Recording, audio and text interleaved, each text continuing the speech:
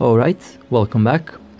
So by now I did most of the sub-storyline missions, and this one will be a Gallente sub-storyline mission that will give you around 5 million ISK for completion. Let's quickly jump to the mission location. Now I did buy a arbitrator cover tops that I'll be using in one of the next videos, and that ship will be my primary ship. And have to say, I do like on paper what the arbitrator cover tops does offer. It seems to be a very interesting ship. It also uses drones as its primary source of DPS. It just has more bonus on drone damage, which I'm very curious to see how that will perform. Okay, let's see. So there are 6 enemy ships on the field. Now, as usual, I'll be targeting the ship that's closest to me, and afterwards I will make progress towards the other ships that are more further away. Or in some cases I do target the ships that are further away first, if they have longer range than this Vexor at the moment. Now, my skills for the drones are mostly level 4 and level 5. I can say that I maxed out most of the skills for the drones. The only thing that I do need at the moment is faction drones, and at the moment on the market I didn't see any for sale. And I know when they do appear on the market they will be very expensive, so I will have to save up my ISK for that too. Okay, that frigate is going down. The good trick with the drones is you can actually use the drones even above the maximum drone control range, and that is because that's one of the mechanics that the drones do have. And in order to use that mechanic you have to have at least level 3 or level 4 advanced skills for the drones. At least that's when I noticed this trick working in my case. Okay, well, I did target that battlecruiser because that battlecruiser is using long range weapons and it can hit my ship from 45 and 50 kilometers, and because of that it will be my primary target. Now, from all of the sub-storyline missions and storyline missions that I did do, the ones that I find to be the easiest of all are the Gallente and Minmatar sub-storylines and storyline missions. And that is mostly, I think, because of the ships that you have to fight. But the Amar storylines and sub-storylines can be quite challenging, and they also do offer higher ISK reward, which I find very interesting. Okay, let's approach that Celestis. That will be my next primary target. Now you might notice that I do use 4 drones this time around. That is because this was recorded a little bit earlier, and at the time I didn't have the drone skills level 5. That Celestis is the next primary target, and after that I'll be going for that older cruiser. Now, I do like drones a lot. I find drones to be the most effective weapon in the game, especially for PvE and of course for anomalies. Now, for anomalies I will test that theory out with my arbitrator cover tops in nullsec. That is one of the reasons why I did get that ship. I was very curious to see how it will perform in these sites, because it does have a higher damage bonus on drones, and it has more rig slots. That means I can increase its range and I can increase drone damage, and of course I can make the ship be very fast. That ship actually has a MVD bonus, which I do like, and I'll be absolutely using it. Now, I also did look at the other covert ops cruisers, and I kind of didn't like the Blackbird and the Celestis one because I didn't see their bonuses to suit my needs, and the Arbitrator covert ops did have the highest bonus per level on damage, and that's one of the main reasons why I did choose that ship. And of course the other reason is that ship is using drones, and I do need drones because at the moment I find drones to be highly effective. Okay, that cruiser is now the next primary target.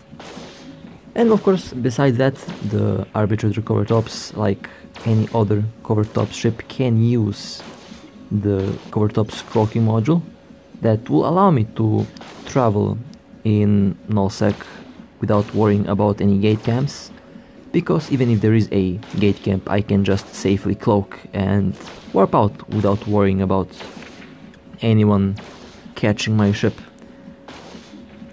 Okay, that Algos Assault is the next target. Now this mission is a tier 7 mission, and you will face ships up to tier 7. Now that makes me curious about the elite ships that will arrive.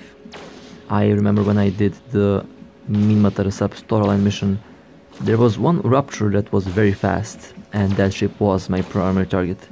Now let's see if here we are going to have the same issue with a very fast cruiser. That is highly likely, but at the same time, not all storyline missions and not all sub-storyline missions do have these ships. Okay, the last target for the first wave will be that battlecruiser now.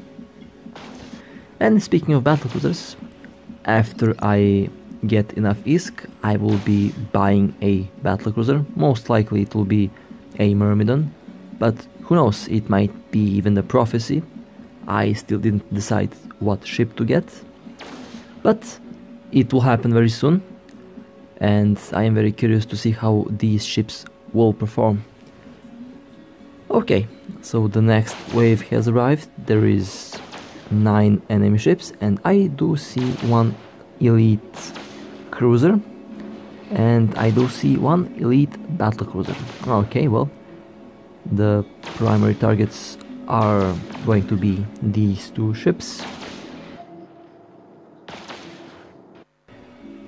If they are fast, because if they are, I'll have to prepare to go into the other direction in order to prepare the drones for combat. Let's see. Well, that Myrmidon so far appears to be the fastest. Yep, that Myrmidon is fast. Okay.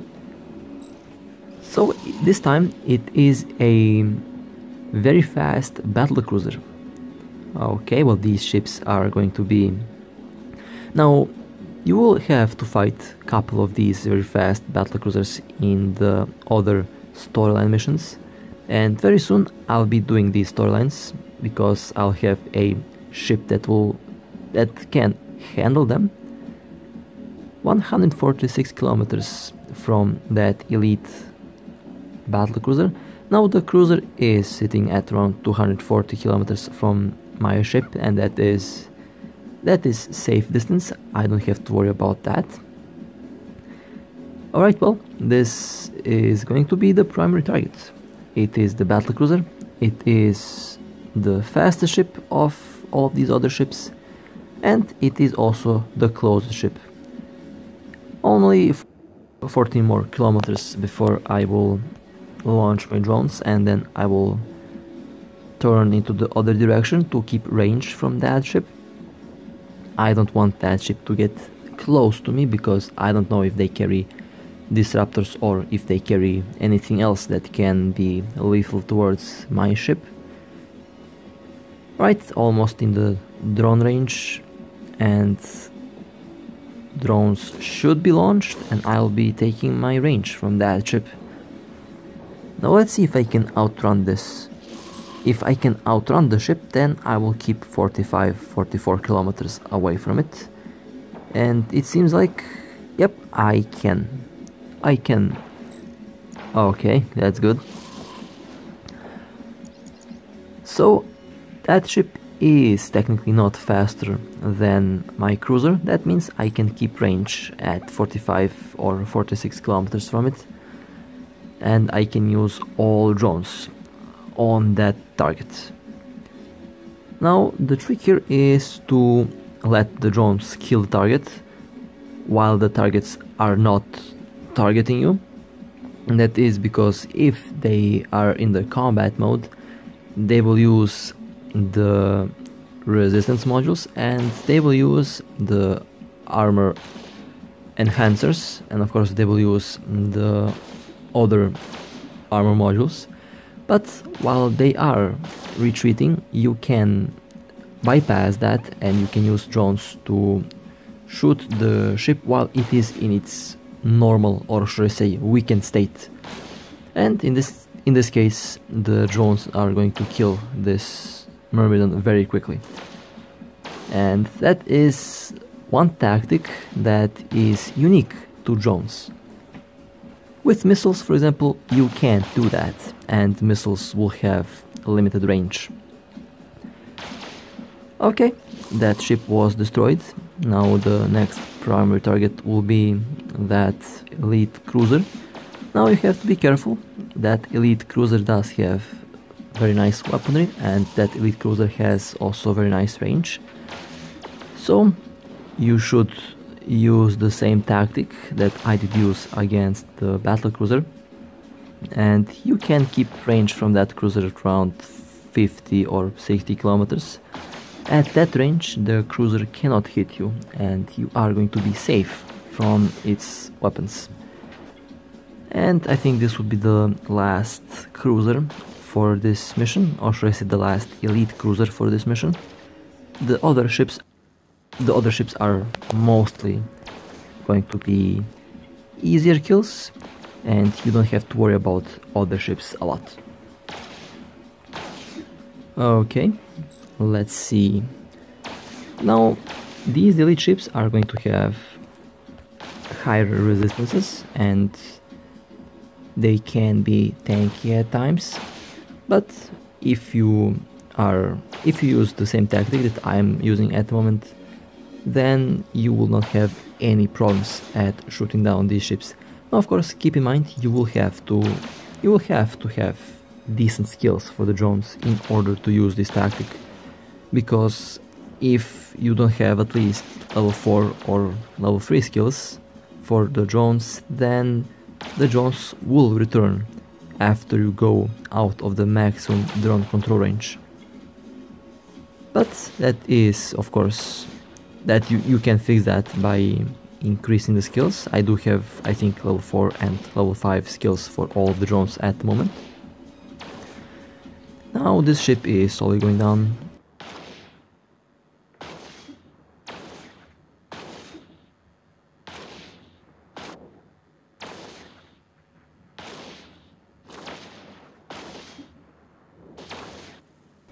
Okay, that ship is also going down now, and after that the next target will be, I think, the battle cruiser, or it might even be one of the other cruisers.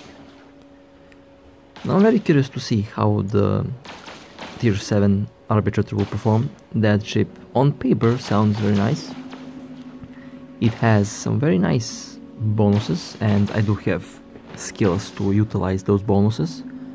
And I will build that ship to have very long drone control range, because I will use that ship for storyline missions. Now, of course, I can use this ship for storyline missions as well, and I will keep using the Vexor Navy.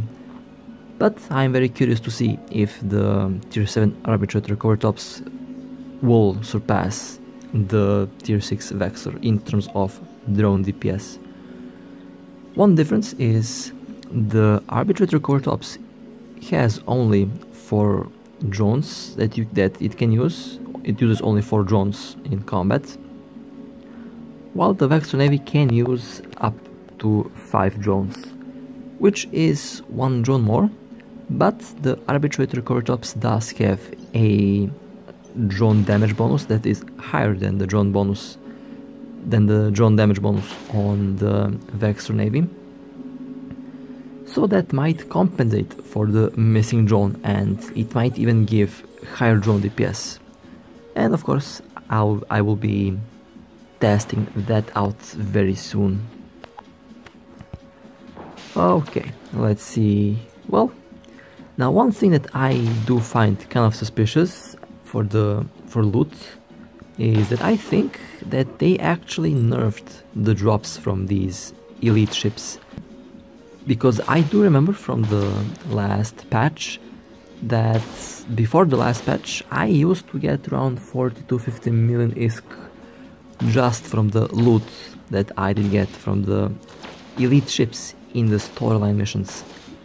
Now that is capped at around 20 million at best, and the prices for some modules actually went up. So that is honestly kind of weird, and I don't know if the developers nerfed the loot or if I just got unlucky with the drops. But I'm curious to see if any of you did have the same problem, or should I say, if any of you did notice the same thing. Since it is kind of weird that since the last update I didn't get 50 million ISK in value from the elite ship loot, and that used to be the case back then. But again, I guess I will have to test that out as well. Alright, well, this ship is slowly going down, and after that I'll be focusing on the two remaining destroyers, and after that the mission should be, I think, completed.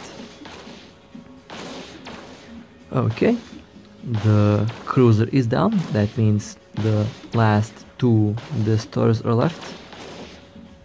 I have to say this was a fun mission, and you did see that I did have to fight a couple of these elite ships, and they do give decent bounty reward. One of these ships is worth as much as one normal advanced mission, and that is actually very nice. Two of these ships now are left, and after that the mission should be completed, and after that I think about doing a storyline, a tier 7 or tier 8 storyline. But I guess I will leave that for the arbitrator covert ops, because that ship will have that ship will have a little bit more advantages over the Vector Navy. And of course I'm very curious to see how that ship will perform. Especially the MVD bonus is something that I am very curious at, because it does have the signature radius reduction that I do need, and I think it will be also a very fast ship, so it will be interesting to see how it will perform in these storyline missions. And the last destroyer is left on the field, and after that the mission should be completed, hopefully, or who knows, there might be a third wave of elite ships waiting around the corner, who knows. But I have to say, so far I did have fun flying the Vector Navy. I can safely say that the Vector Navy is actually better than the Caracal Navy, because it is just a ship that is more usable and more practical than a Caracal. Well, with that being said, I hope that you enjoyed. It is a pleasure to play this game for you. And with that being said, stay safe, fly safe, and I'll see you next time.